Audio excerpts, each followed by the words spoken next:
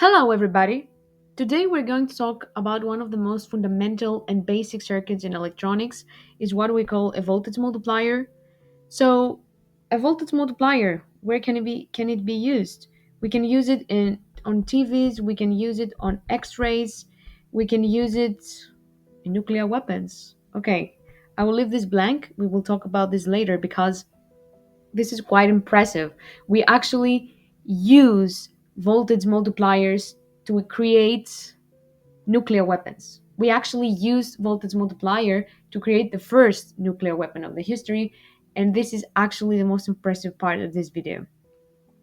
So let's dive into analyzing how the voltage multiplier works, how it does function.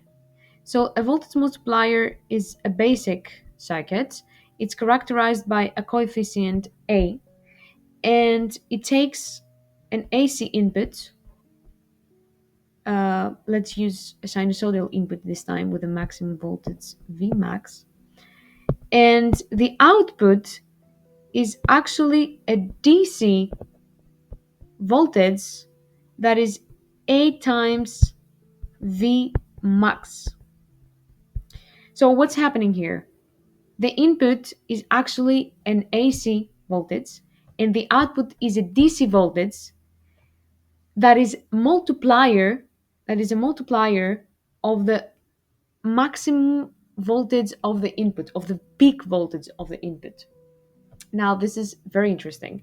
If A is 2, we have a doubler. If A is 3, we have a tripler. And if A is 4, we have a quadrupler and so forth. The voltage multiplier is a very simplistic electronic circuit. It is only comprising of diodes and capacitors.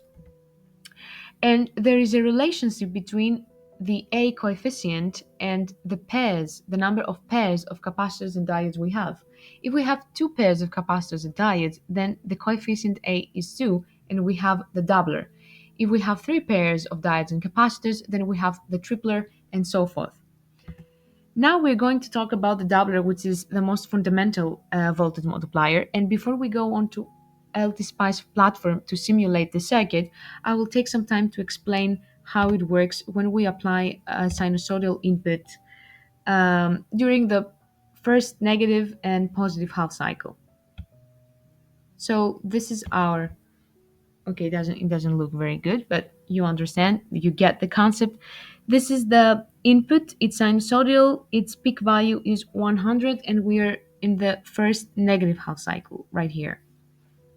So during the first negative half cycle, what's going on in this node and in this diode?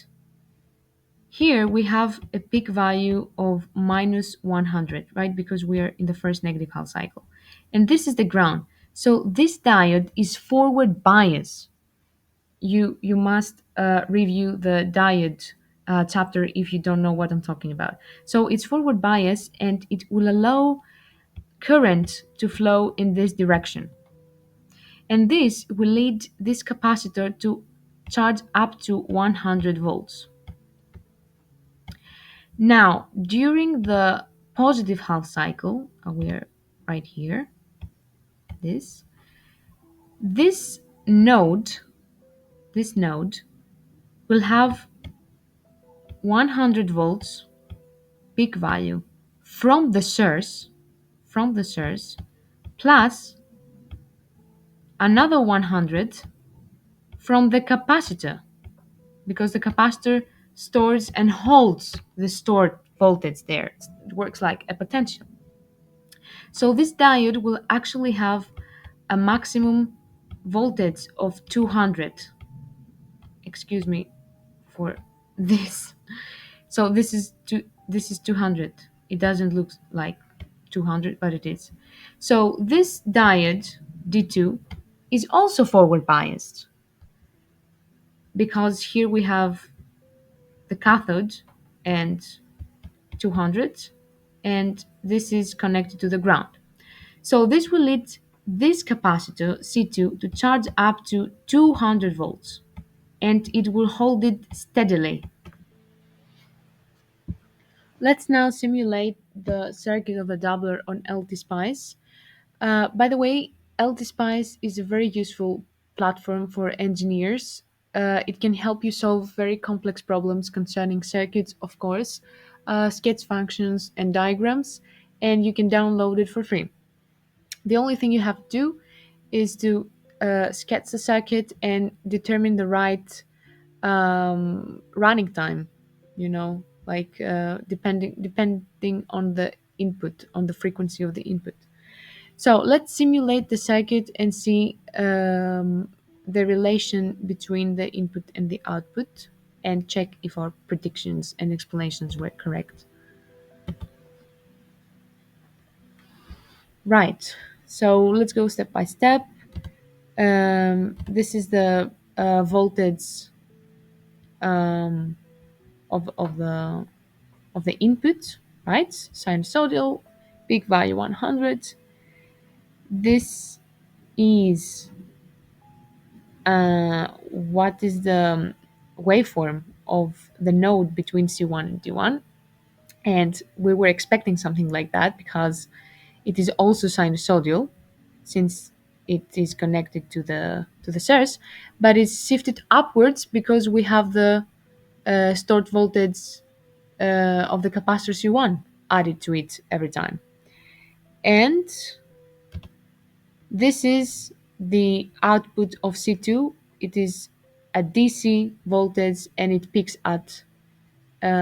steadily at 200 volts.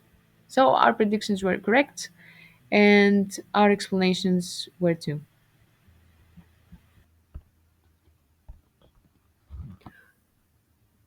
As I said in the beginning of the video, the voltage multiplier has been linked with nuclear technology. That sounds funny and surprising at the same time, at least to me, because we all be wondering how can such a simplistic circuit like the voltage multiplier be connected with something so sensitive and complex like nuclear weapons and nuclear technology. Well, the answer lies to those two names, Cockcroft and Walton engineers. Back in 1932, they were trying to split the lithium nuclei. They were trying to split it into alpha um, particles by bombarding it with protons.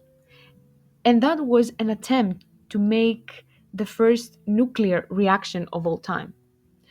Their problem wasn't physics at all. They exactly knew how to do it, but they didn't have the engineering background of it because they required a very big amount of energy to accelerate those protons.